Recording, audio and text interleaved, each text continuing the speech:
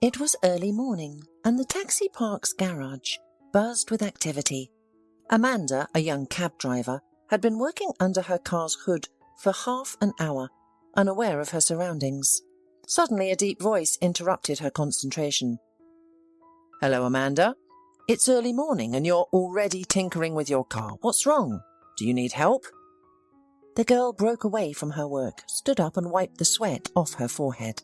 She looked comical, with smudged engine oil on her nose, holding a dirty rag and wrench instead of a manicure tool.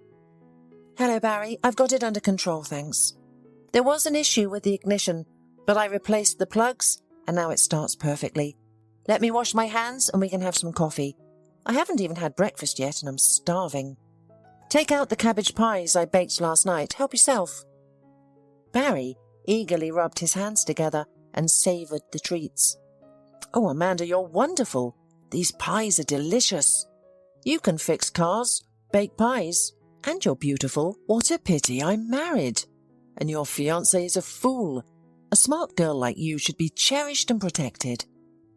Amanda let out a heavy sigh, sat down beside him, took a sip of scalding aromatic coffee, and replied, "Don't be offended, but men, they're all the same. They love you at first, then they disappear into thin air. Well, I don't need anyone.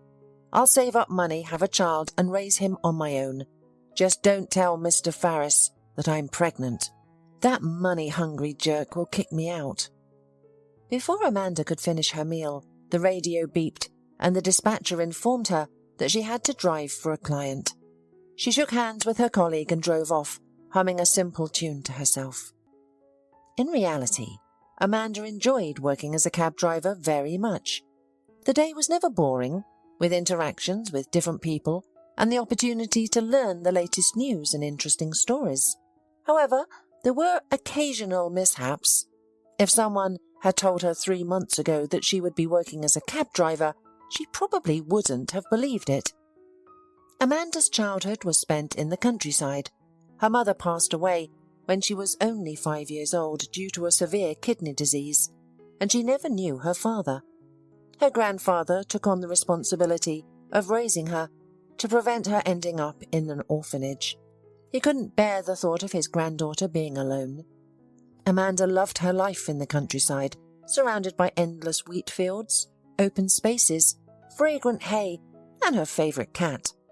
Her grandfather adored her and taught her everything he knew, from mowing grass to driving and repairing their old Chevrolet. Together they rebuilt the entire car. By the time Amanda turned 16, she could drive as well as any experienced person. She passed her driver's license exam on her first try. Then she decided to move to the city. Amanda realized that there were limited prospects in the village, as young people were leaving only the elderly residents behind. Her grandfather gave her his small savings, blessed her and wished her well.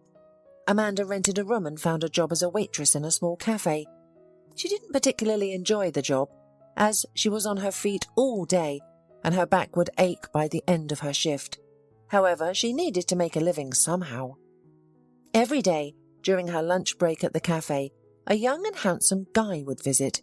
He always ordered coffee, sandwiches and snacks, taking his time to enjoy them. He couldn't take his eyes off Amanda. The feeling was mutual, and she would feel a bit shy every time she served him. That's how they got to know each other. The guy's name was Stephen, and he worked as a manager in a nearby tour company. He lived with his parents, who worked as clerks in a bank. They were an ordinary family.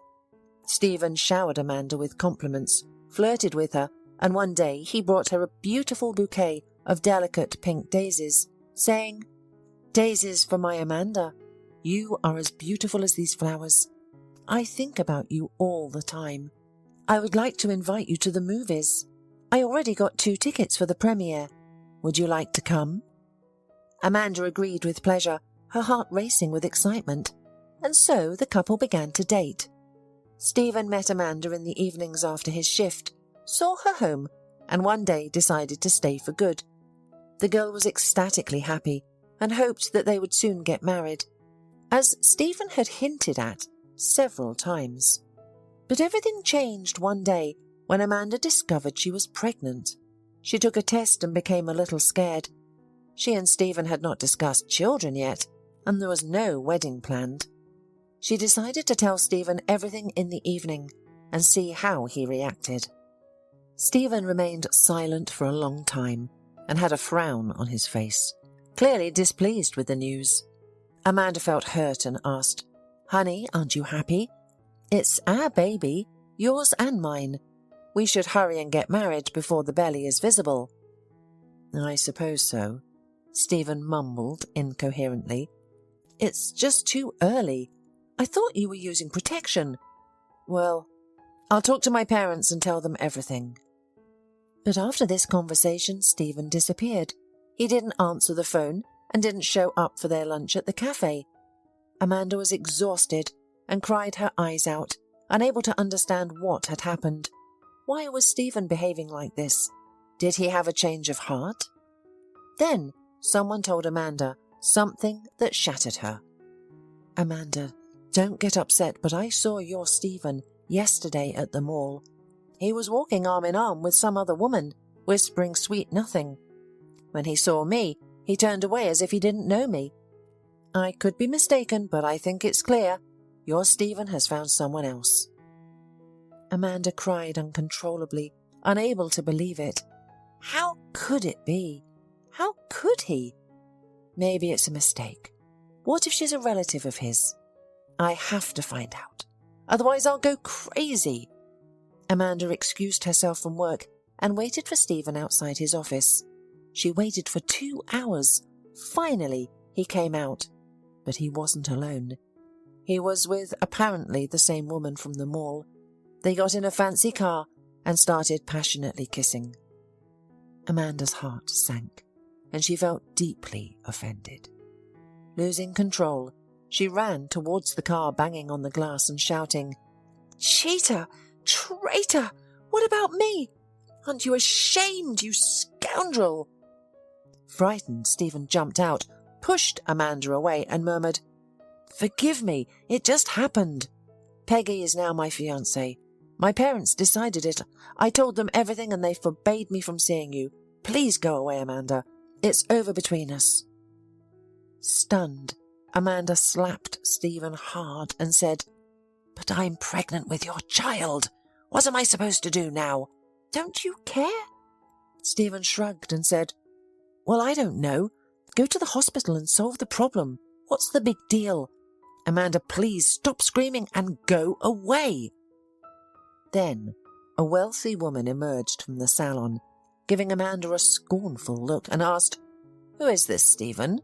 What does this crazy woman want from you?" Stephen pushed Amanda away and replied, "It's nothing. She's just mistaken." Peggy approached Amanda, looked her in the eyes, and said harshly, "This, sweetie, is mine. I've decided it, and you better not get in my way. Otherwise you'll be in trouble. My father has connections. I've warned you." Stephen and Peggy drove away, dousing Amanda from head to toe with water from the puddle. But the poor girl was standing in the middle of the parking lot, unable to move. It all felt like a nightmare, a terrible dream. Amanda couldn't bring herself to go to work. She cried at home for a week, consumed by grief and betrayal. There were even thoughts of going to the hospital to solve all her problems at once. But she was scared. What if something went wrong and she couldn't have children at all? How could she live with the guilt of ending a life? On one of those dark days, her neighbour Barry came to visit, asking for a stomach pill for his sick child. He forcefully took her to his home, where his wife joined them. They gave Amanda sedatives, hot tea, and patiently listened to her story. The girl needed someone to talk to pour out her soul, because the pain of her lover's betrayal was tearing her heart apart. She told everything without holding back any secrets. Barry listened, shook his head, remained silent, and then quietly asked, "Well, what a mess. Your Stephen is a jerk. What can I say? What are you going to do?" Amanda shrugged her shoulders and replied, I missed a week at the cafe, so I was obviously kicked out. I'll have to go back home to the village, to my grandfather, but I don't know how I'll face him. Shame on me, and I don't know how I'm going to make a living." Barry scratched the back of his head and said, "No, going back to the village is not a solution. What will you do there? Milk cows? Listen, you mentioned that you have a driver's license and drive well. Come and work at our taxi company. We're short of drivers. But our boss, Mr. Farris, is very watchful, so you'll need to be diligent. However, you'll earn a good monthly salary if you're not lazy. You can save up money for labour and the baby, and then go on maternity leave. Just keep your pregnancy quiet, because if Mr. Farris finds out, he won't take you." Amanda wiped her tears and looked at her neighbour with gratitude. "Thank you, Barry. This is my dream job. I've loved speed and roads since childhood, and I'm a skilled driver. Don't doubt it. I'll start a new life. I've had enough of that cafe. Well, I'll come back tomorrow then, okay?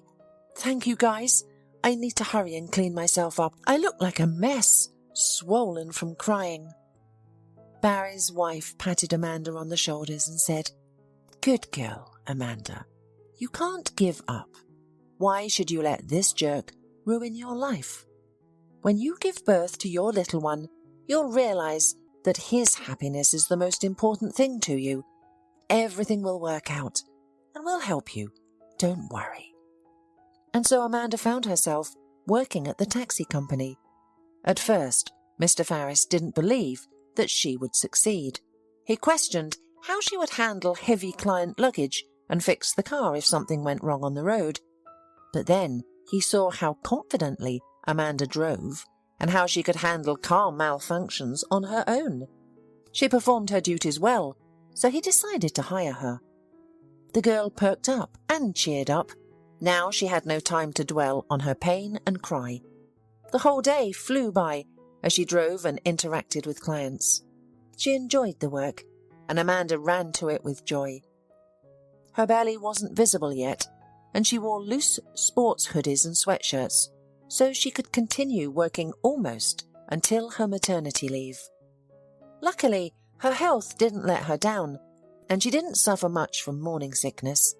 Occasionally her back would ache from sitting for long periods, but it was still better than carrying trays. The only thing that bothered Amanda was the intrusive and greedy owner. At the end of each shift, he demanded a minute-by-minute report. He even installed cameras in the cabin to monitor how the drivers interacted with customers and to ensure money wasn't being mishandled. Despite this, the team was excellent, and Amanda found that it was easier to work with men. There was no gossip or drama. Everyone was focused on their work. She remained friends with Barry, and they would drink tea from a thermos and talk about life. Today, Amanda had a lucrative order. She needed to drive far out of the city to pick up a client. The client promised to pay well just to be back in the city, so the earnings were expected to be good due to the long distance. Amanda was in a great mood, humming a song as she drove towards the client. She was already planning where she would place the crib and where to buy an affordable stroller. She calculated how much she needed for all these preparations. She tried not to dwell on the treacherous Stephen, although it was difficult. Sometimes tears would well up in her throat. However, she focused on her future and the upcoming arrival of her baby. Upon arriving at the requested location, Amanda's mood quickly faded. She found herself in a huge country mansion where a wild party was taking place. The client was extremely drunk and kept changing his mind about getting into the cab. 10 minutes later, the homeowner cancelled the call. The girl felt upset because she had wasted gas and time without earning any income. She knew that Mr. Farris would scold her for this, but it wasn't her fault. Besides, the weather worsened with heavy rain pouring down from the frowning sky, further dampening Amanda's mood. She was halfway to town when suddenly a tramp emerged from the woods. He staggered from side to side, covered in mud and dried blood. The girl couldn't just pass him by, so she slowed down. She decided that if he was drunk, she wouldn't pick him up, but she wanted to see what was wrong with him. The girl put on her hooded jacket and jumped out of the car. She ran up to the man and took a closer look. "Hey, are you sick? May I help you? Where are you going?" "If you're headed to the city, I can give you a ride." The man looked at her with cloudy eyes and whispered weakly, "Help me." And after that he lost his consciousness and fell by the roadside. He didn't smell of alcohol, that was for sure. Amanda slapped his cheeks, pleading, "Wake up! I can't get you to the car alone. Come on! Let's go up carefully." After much effort, the girl managed to get the wretched man into the car and drove him to the hospital. Along the way, she tried to find out more about him, but he only said that his name was Mitchell and moaned in pain. Amanda handed her passenger over to the medical staff, ensuring he was properly cared for. As she bid him goodbye, she said, "Well, I helped as much as I could. Get well. All the best to you." The girl hurried back to the taxi park, realizing that she had been delayed and worried that Mr. Farris would be angry. She had forgotten about the camera in the salon, but her boss was sitting in his office, watching all her movements. He was furious and reprimanded her as soon as she arrived. "What do you think you're doing? You refused to drive the client, wasted my gasoline, and spent half a day driving around homeless people. I lost so much money because of you." Amanda was almost in tears as she defended herself. "Why are you talking to me like that? By what right? The client wasn't well and cancelled the ride. And this poor man, I picked him up on the way back. What was I supposed to do? Leave him to die on the highway?" Enraged, Mr. Farris shouted even more. "You'll pay for saving that tramp out of your own pocket. I'll deduct the cost of the gasoline from your salary and take away your bonus, so others won't get similar ideas. Now get back to work. You're all out of control, doing whatever you want. And don't forget to clean the car. It's covered in dirt. How will decent people get in it now?" Amanda angrily washed the car, thinking to herself, "Well, that's how you get rewarded for doing good deeds. You're left with nothing. What a scoundrel Mr. Farris is. Nothing is sacred." Exhausted and sad, she finished her shift, went home, and fell asleep immediately after taking a shower. She had no energy left. The next morning, Amanda was awoken by a knocking on her door. She was surprised to find 3 well-dressed men, 2 of them bodyguards, standing outside. An unpleasant older man, clearly the big boss, entered without invitation and greeted her. "Good morning. Your name is Amanda, isn't it? You saved my son yesterday, picked him up on the road and sent him to the hospital. I'm truly grateful to you. Thank you for not letting a man die." Saying this, he placed a puffy envelope on the table. Amanda waved her hands in amazement, saying, "No need, I just felt sorry for him. The poor guy was badly beaten, barely able to walk, and was in rags. How did he end up in that wooded area?" The businessman seemed taken aback by the question, but still answered, "You understand, it's an unpleasant story. My son was kidnapped by bandits and held captive in a cabin in the woods. He managed to escape miraculously and tried to make his way home. Did he say anything to you on the way?" Amanda shook her head. "No, he didn't. He was in a lot of pain and only introduced himself as Mitchell.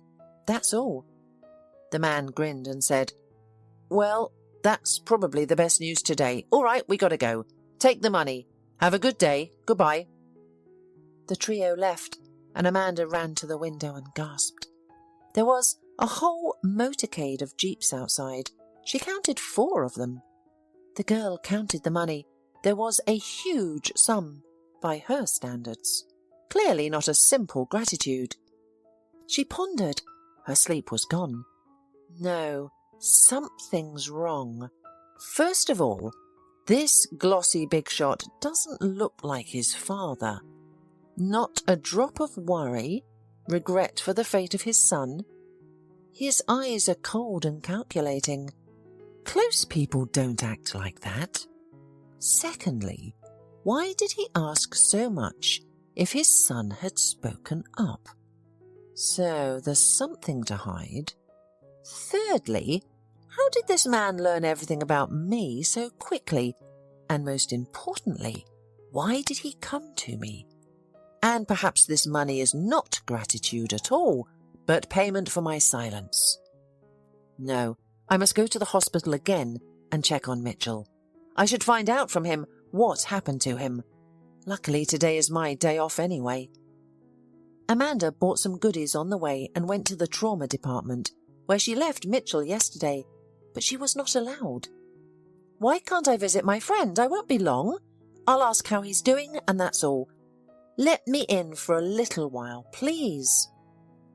The doctor himself came down to her and strictly said, Unfortunately, we can't let you in to see Mitchell Liebman.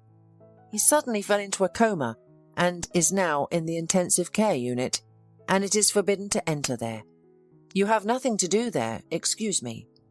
The girl was shocked.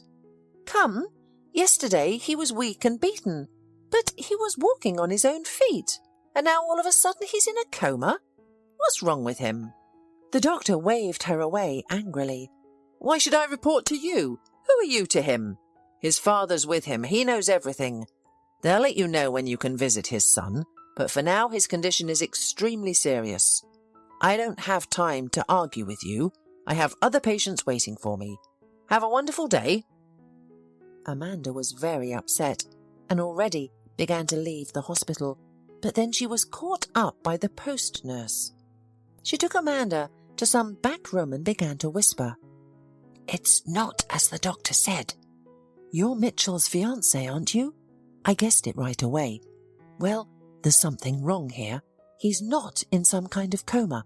He's just being dosed with some powerful remedy, and it's unclear why and wherefore. But I noticed that respectable man, who seemed to be his father, gave our doctor a big envelope with money and asked him to make sure that Mitchell never left the hospital. Not at all. I treated his wounds yesterday. It was nothing serious. I think the doctor sold his soul to the devil because he is an avid gambler and he needs money. I know this because I have a cousin who suffers from this addiction. I have seen the doctor several times in the casino when I took my cousin out of there. I told you the truth, but don't give me away, okay? Or they'll fire me or destroy me. All right, I'm off. Amanda was in shock. She didn't know what to do. How to help Mitchell? She scolded herself. Well, I got involved in a story again. I have many problems myself, and I'm worried about other people's problems. What a stupid character I have. The girl was tormented with worries and doubts all night, not sleeping a wink, and by morning she decided for sure that she would not be able to live peacefully if she did not save Mitchell. After all, the guy was her age. Why should he die? It's not right. It's not fair. Amanda's first impulse was to run to the police and tell them everything she knew. But then she changed her mind. After all, if the rich man had so much money and connections to buy everyone and everything, then in the police he probably has his own people. And what could she charge him with? It's all just rumours so far, no proof. The worst part was that there was no one to consult, and then Amanda remembered that nurse, Deborah. So she decided to talk to her again, setting up a meeting at a cafe. Surprised, Deborah arrived on time. Amanda was the first to start. I'm sorry to bother you again, it's just that I have no one else to turn to. I can't tell anybody about something like this. They won't believe it. So I beg you to help me to save Mitchell. I want to get him out of the hospital. I can get a car, I can drive, but how can I get him out? He's in a coma right now. Deborah paused for a moment, then replied, Okay, let's think this through. I have the night shift the day after tomorrow. It'll be Saturday in the ward with a few people on duty. In addition, the Mitchell's doctor has Sunday off. I can refrain from giving that remedy, so the patient will wake up in about 12 to 16 hours. I'll provide you with a white coat, a cap, and a mask to ensure that no one recognizes you. We can also give you a name tag that states you're a doctor. We'll attempt to handle this on our own. I'm hesitant to involve anyone else because I don't fully trust anyone. The only thing left is to figure out what to say when they come looking for him, which will likely happen during my shift. I can't even imagine the trouble I'll be in. I could be fired for this. But you know what? Let them let go of me. Amanda let out a heavy sigh and responded, I don't have a plan. I'll take him to my place, as there's nowhere else. Once he wakes up and tells us who kidnapped him and why, we'll go to the prosecutor's office and let them handle it all. They agreed on that plan. Amanda had been so nervous for the past days that she could barely focus during her work. And on the designated day, she trembled occasionally. She was terrified of what might go wrong. What if it didn't work? What if Mitchell didn't wake up at her house? But it was too late to retreat, and on the appointed night, Amanda turned off the camera after the last order and drove to the hospital. She changed her clothes as Deborah had told her to, crossed herself, exhaled, and went straight to the ICU. Deborah was already waiting for her in the ward. Together they placed Mitchell on a gurney and hurriedly took him towards the exit. The gurney rattled on the tiled floor of the deserted corridor, causing Amanda's heart to race. She silently prayed that no one would approach and question their actions. Thankfully, they were fortunate that everything went smoothly. At this late hour, all the patients were already asleep, including the doctor on duty. Once they placed Mitchell in the back seat of the car, Deborah quickly turned to her post, whispering a goodbye to Amanda. Be careful, Amanda. I wish you and your fiancé a speedy recovery. I've packed the necessary medications and written down the instructions and diet on a sheet of paper. Now, I'm going to hurry before they find me. Amanda drove like a madwoman, her heart pounding. She felt like a criminal, constantly looking around and fearing that someone might be following her. When she reached her house, she called Barry, her neighbour, and whispered urgently into the receiver. Barry, could you come out for a minute? I need your help. I apologise for being so late. The man was shocked when he saw the unconscious guy in the back seat. Amanda pleaded, Help me, don't just stand there. I can't lift him by myself. We need to get him to my room. Just don't ask me anything, okay? I'll explain everything later, I promise. Without hesitation, Barry helped carry Mitchell into the room and placed him on the sofa. He asked, What are you doing, Amanda? Why did you bring him here? Did you also take the car from the taxi company? Mr. Farris will be furious. Did anyone see you? Amanda shook her head, replying, Nobody saw me. I turned off the camera. I'll turn it back on. You won't betray me, will you? I'm not doing anything wrong. I'm trying to save this man's life. Do you believe me? Barry simply waved his hand and said, I know you're a good person, and you wouldn't harm anyone. Of course I believe you, but please keep me out of your business. I have a family and 2 children. I won't tell anyone, but I don't want to know too much.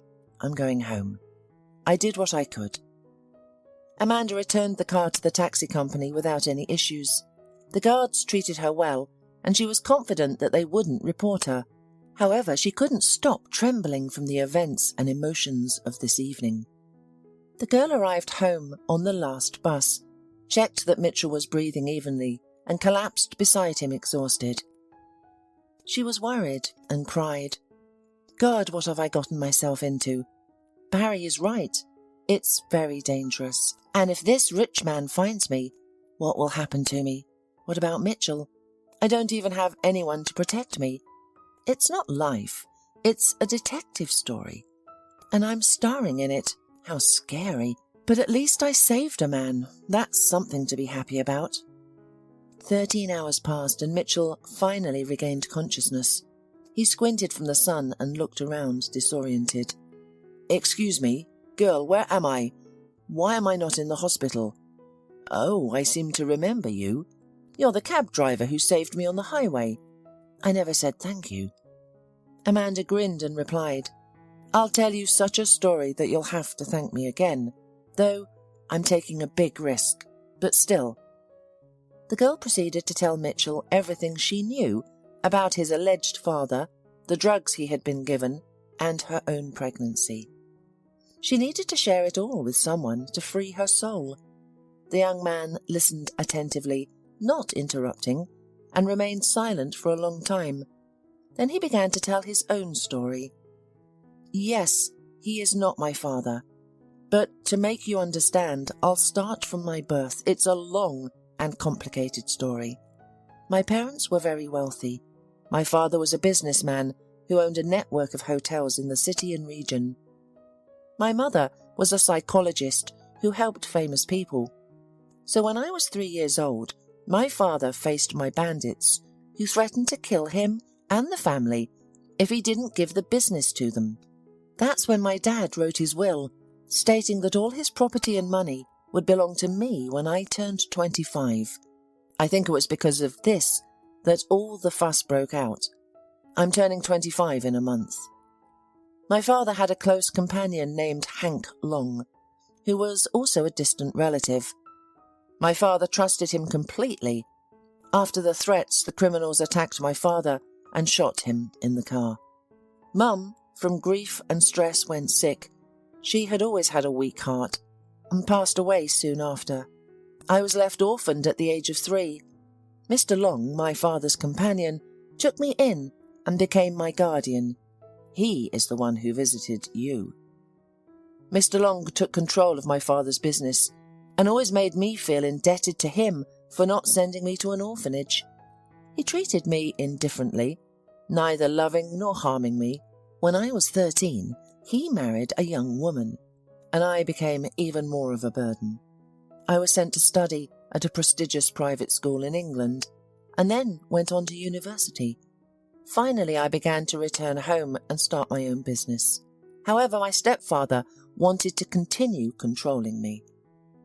I accidentally discovered the existence of my father's will when I visited my former nanny. She had been with me during those difficult times and knew everything, but kept silent. Then I had a disagreement with my stepfather and started looking for the notary who had the will, and that's when everything went wrong. I began receiving threatening phone calls, telling me to leave town. I didn't pay much attention to them at first, but a week later I was kidnapped by some bandits. They kept me captive in an abandoned cabin in the forest, beating me and demanding to refute the will. Luckily, I managed to escape. The opportunity presented itself when one of the bandits left and I requested to go to the bathroom. Normally, they would take me out with 2 guys. We moved away from the cabin and I seized the moment to fight back. I don't remember exactly how I broke free and ran. I hid in a hole covered with leaves and stayed there for 24 hours. Eventually, I made it out and wandered aimlessly until I found the road, and that's where you found me. Now, I have no doubt who was behind my kidnapping and who benefited from abandoning me. Amanda splashed her hands. It's obvious, Mitchell. Of course, it's your stepfather. Who else? We must immediately go to the police, prosecutor's office, and sound the alarm. After all, he will not rest until he eliminates you. Mitchell evasively replied, That's right, I just don't understand why my stepfather didn't try to eliminate me before when I was still a child. After all, in the will, there is an addition that if I cannot inherit for some reason, Mr. Long will get everything.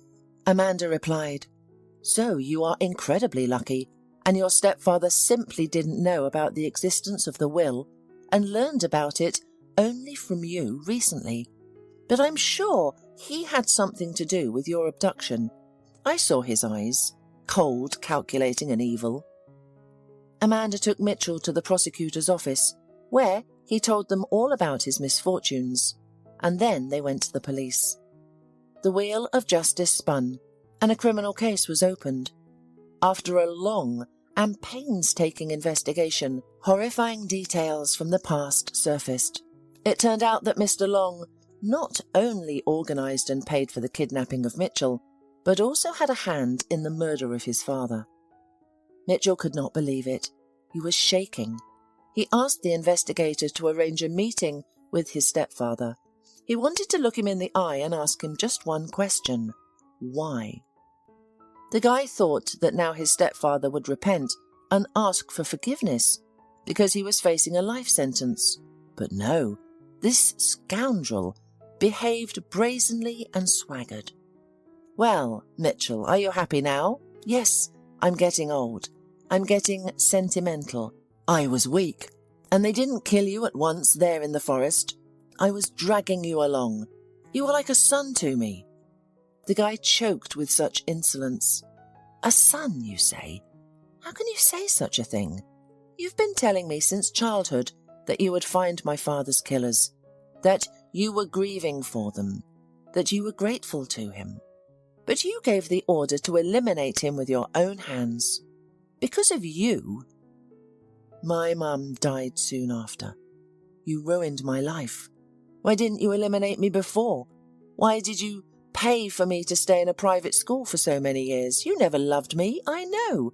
You just tolerated me." The businessman grinned wickedly. "I felt sorry for you at first, so I sent you away to study. In addition, I had an impeccable reputation in high society because I took to educate the son of my late partner. It kept suspicion away from me, and I was respected by everyone. And now you've come back to spoil my plans. It was only when you blabbed about the will recently that I got my head in my hands. I couldn't let you get everything. Too regal a gift. I've spent all these years developing the business, investing my time and energy, and now it's all going to go to you. No way. I thought of everything. I calculated everything. But you managed to escape from the forest cabin while I was still hesitating whether to get rid of you now or later.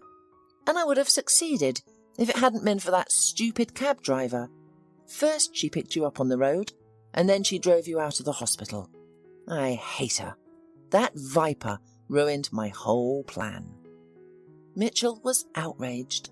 "Don't you dare insult Amanda. She's the best girl in the world. She saved my life twice, from you, by the way, Daddy. Well, you'll never get away with it now. You'll pay for everything." Mr. Long pitched forward and hissed angrily, "You are very wrong, puppy.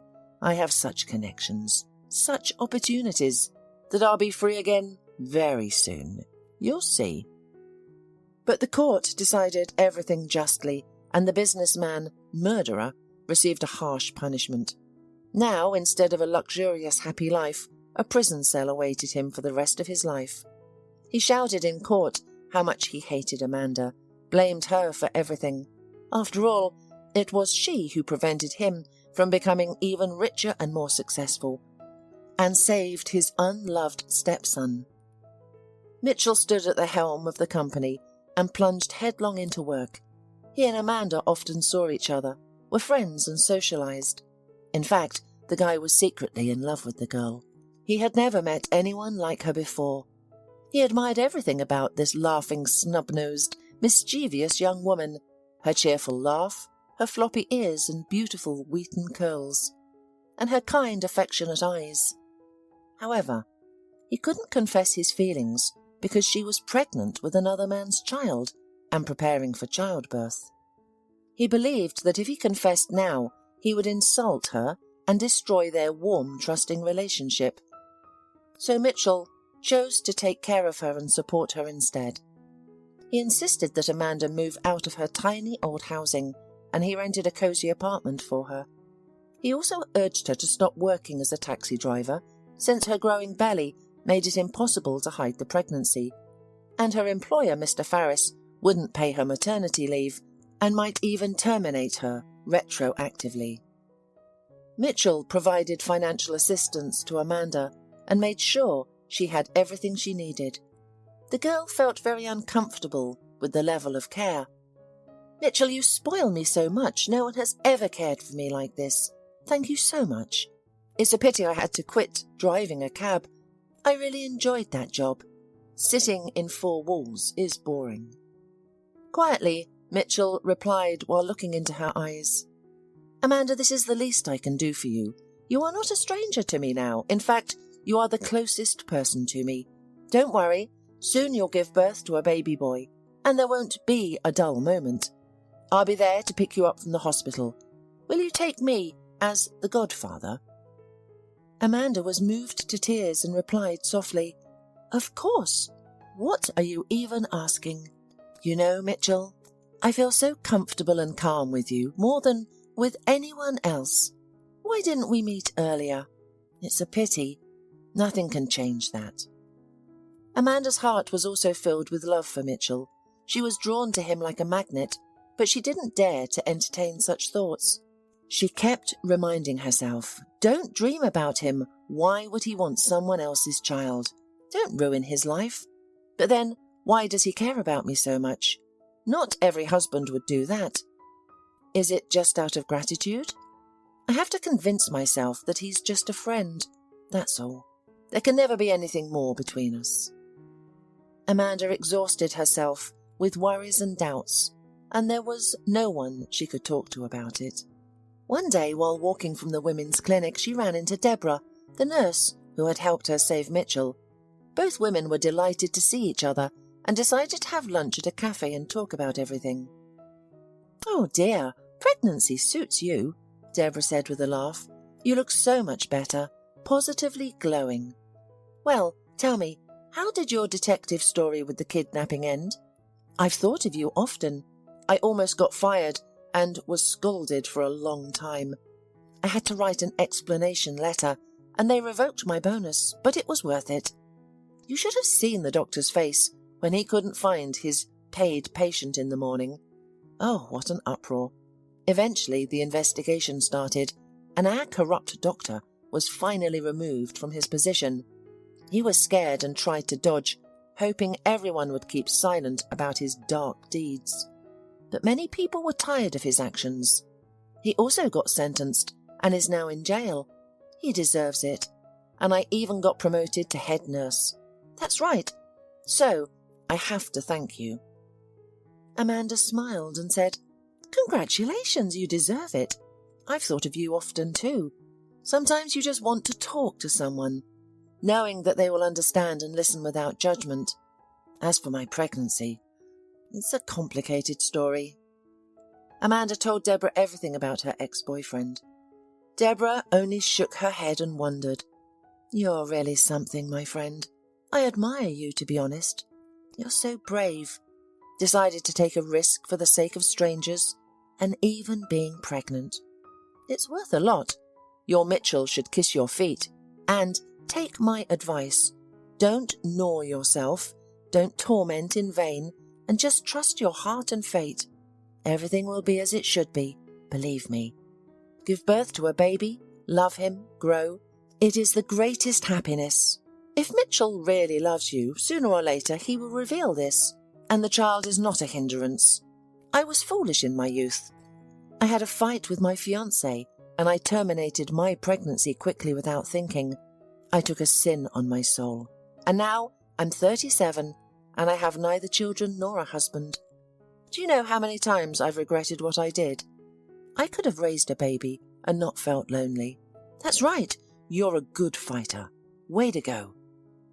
Amanda took Deborah's hand and said, "Deborah, thank you for all you have done for me.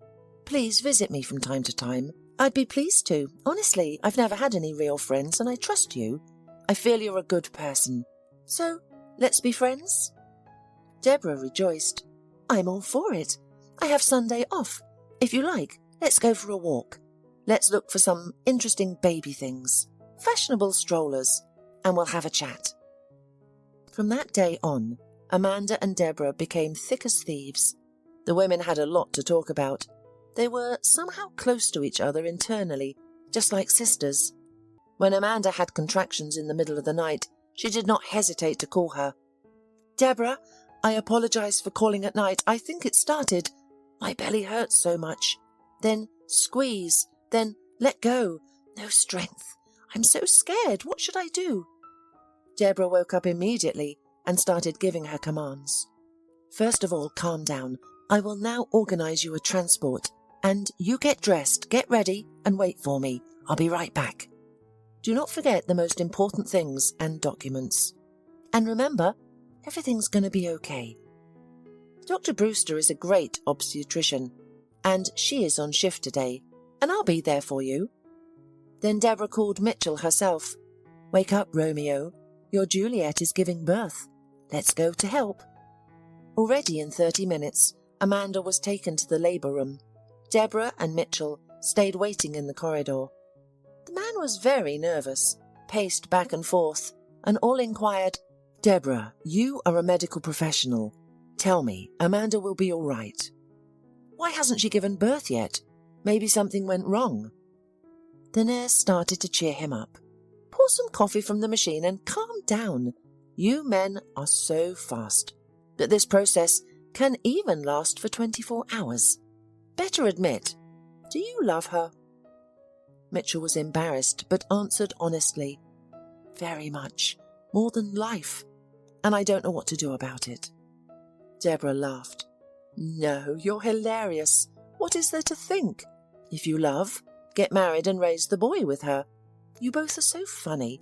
Suffer in the corners and pretend that you are just friends." Mitchell got excited. "And you think she loves me too? Honestly? I'm afraid to tell her. I think I might offend her.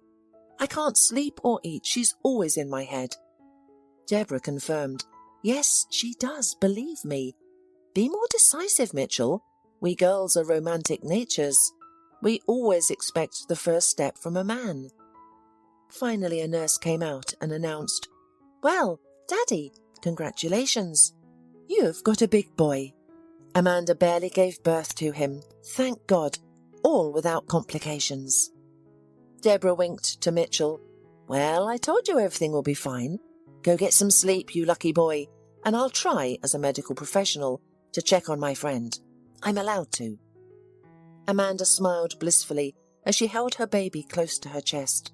All the pain and agony she had endured during the hours of labour seemed insignificant now.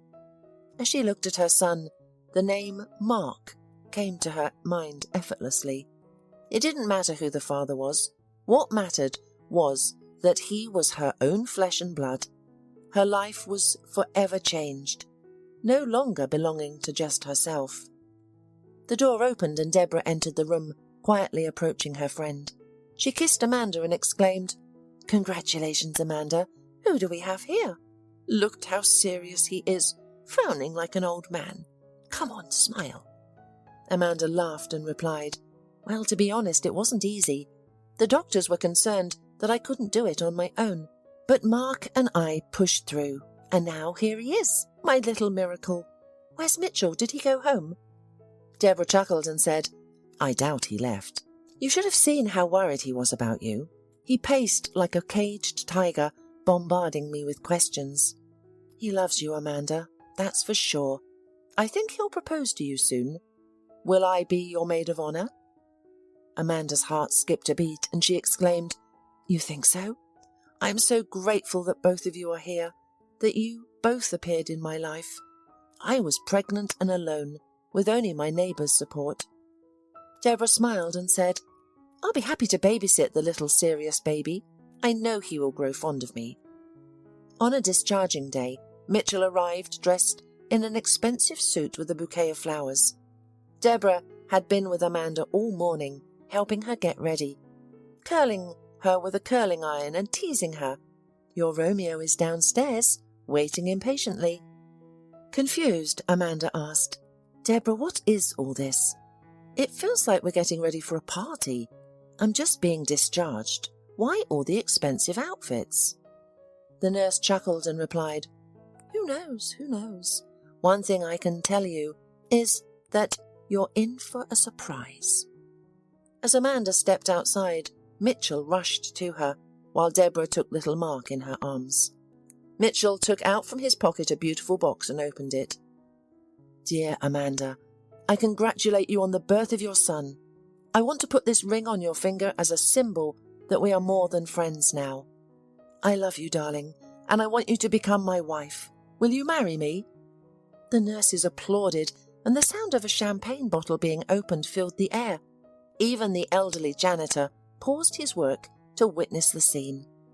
Overwhelmed with emotions, Amanda sobbed and whispered, "I agree. I love you too, and I can't help it." Deborah clapped her hands and shouted, "Cheers!" as she raised a glass of champagne. She was genuinely happy that two loving hearts were finally united. Amanda moved into Mitchell's mansion, and the couple officially tied the knot. Mitchell adopted Mark, giving him his surname. 3 years passed. Amanda and Mitchell lived harmoniously. Amanda deeply appreciated her husband's loyalty, devotion, generosity, and care, and she never regretted marrying Mitchell. One February, amidst the cold frosts and snowstorms, Mitchell suddenly suggested, "Darling, why don't we go to a warm sea, to a resort? What's stopping us? We'll warm ourselves in the sun. What do you think?" Amanda squealed with joy. "Of course I'm for it. I've never been abroad, but I'd love to." "You're the best. Mark, we're going to the sea. Are you happy?" Mark clapped his hands, and the packing started. The couple visited a travel agency to select a suitable tour. The receptionist, a friendly girl, greeted them warmly, offered them coffee, and tried to assist them. She said, "We're delighted that you've chosen our agency. Our manager, Stephen, will assist you." 5 minutes later, Mitchell and Amanda sat down in comfortable chairs, and Amanda was holding Mark in her arms, while they waited for the manager. When the manager approached them, Amanda greeted him but didn't immediately recognize why he seemed familiar. Upon closer inspection, she realized that it was her ex-boyfriend, Stephen. It turned out that he hadn't made any career advancements over the years and remained a manager, just as he was before. Amanda quickly remembered their breakup and decided to play along by pretending not to remember him. She coolly said, "My husband, son, and I would like to choose a family tour to the sea. What options do you have to offer?" But Stephen was visibly flustered and unable to provide a proper response. His mind was consumed with thoughts like, "Is that gorgeous woman really that plain waitress, Amanda? It can't be. Her husband must be wealthy, and the baby is so adorable. He even resembles me. Wait, she was pregnant when I left her. What if he's my son?" Lost in his thoughts, Stephen barely heard Mitchell's voice saying, "Hey, man, are you even listening to me? I've been telling you for an hour when we want to go, and you're just mumbling to yourself. Maybe we should try another agency instead. I'm dissatisfied with this type of service." However, Stephen acted as if he hadn't heard and exhaled before deciding, "Amanda, don't you recognize me? It's me, Stephen. Tell me, is this my son? What's his name?" Mitchell raised an eyebrow and answered stiffly, "This is my son, Mark Liebman. Any more questions? You're obviously out of your mind. Amanda, let's get out of here. We've wasted our time. He's crazy." Amanda calmly replied, "Don't get excited, my love. The man has made a mistake." Mitchell took his wife by the elbow and his son by the hand, and they left the agency. Stephen got a big shock, losing such clients and such a woman. After all, Peggy had left him a long time ago. He never made a career, and he still lived with his parents. The only entertainment for him was beer and soccer on weekends. That was how life went on. Today, seeing Amanda so radiant and happy, he suddenly felt offended and angry with himself. Now his son called another man daddy and loved him, not Stephen. And what was he left with? There were few people willing to marry a simple manager without a place to live and any prospects. Only Amanda had loved him so sincerely and devotedly. If only he could turn back time, he would never have let her go. But it was too late for that. Amanda and Mitchell went on vacation, enjoying the sun and water, coming back completely happy and satisfied. And a month later, they received another surprise. Amanda found out that she was pregnant. Mitchell hugged and kissed her, spinning around and rejoicing like a child. And Amanda thought to herself, if someone had told me that I would meet a tramp on the road, marry him, and have his child, I wouldn't have believed it. And now I'm the happiest I've ever been. That's fate. Soon Amanda decided to play matchmaker for her best friend, and introduced her to Mitchell's friend and partner, Andrew. It turned out to be a great decision. They had a passionate romance, and soon Deborah also became pregnant. Now Mitchell and Amanda joyfully shouted, "Cheers!" at their best friend's wedding, wishing them only happiness. The two couples often gathered for joint vacations, grilling kebabs, playing board games, and simply enjoying a friendly and fun time together. To be loved is more valuable than being rich, because being loved means being happy. Everyone knows this truth, but not everyone is fortunate enough to experience love and be loved in life. However, our heroes managed to achieve it.